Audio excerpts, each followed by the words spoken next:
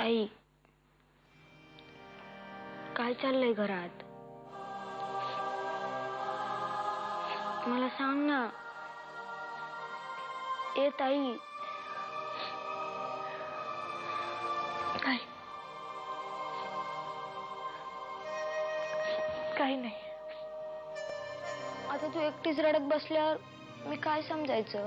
तुला काय करायचंय रे समजून? पोलीस मोठ्यांच्या गोष्टीमध्ये लक्ष घालू नकोस. का लक्ष नको घालू? मी तुला रडताना नाही बघू शकत ताई. काही नाही रे,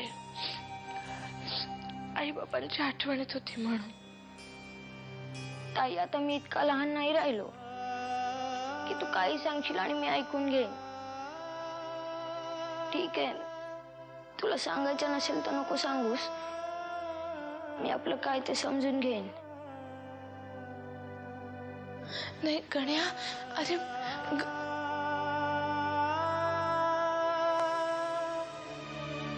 निघ इथून, नाहीतर धक्के मारून बाहेर काढीन. आता गोळ्या घालीन मी तुला.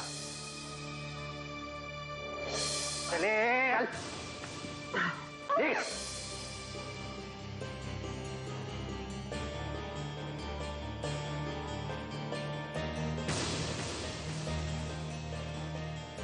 घुसमट होतीये ना?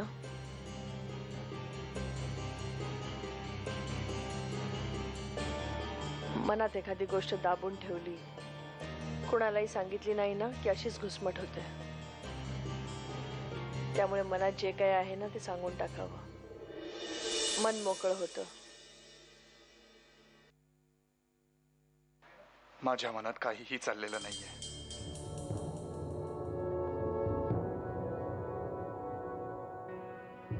अमृता,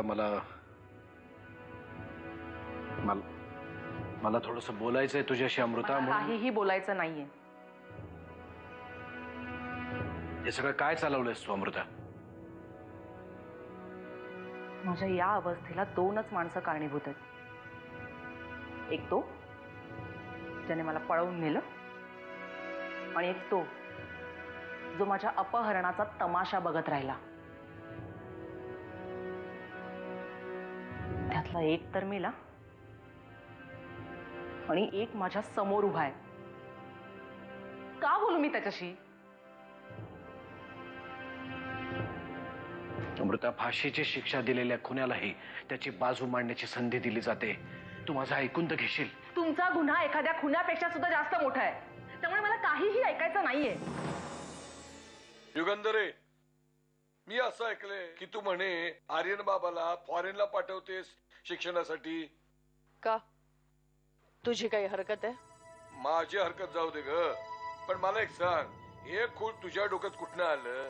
कारण आज सकाळी जे काही झालं ते पाहिल्यानंतर मला असं वाटतंय की आर्यन इथे राहिला तर विनाकारण तो माझ्या आणि नरसिंहाच्या भांडणात ओढला जाईल.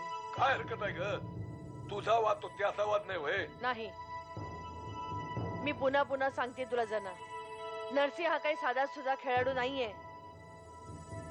आणि नुकत्याच मिसरूड फुटलेल्या आर्यन सारख्या मुलाला नरसिंह नावाचं वादळ झेपायचं नाही.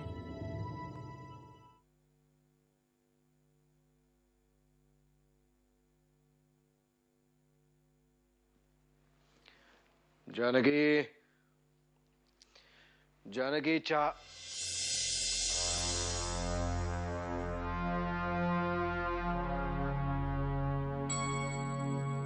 मी रमावतीला चाललीये. परत कधीच तुम्हाला त्रास द्यायला नाही येणार. माझ्याकडून ज्या काही चुका झाल्या त्याच्याबद्दल जमलं तर मला माफ करा.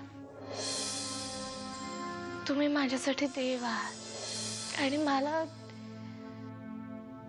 गाभाऱ्यापाशी जागा नाही मिळाली तरी चालेल. देवळाच्या पायरीपाशी, पायतरणांपाशी सुद्धा मी सुखी राहीन.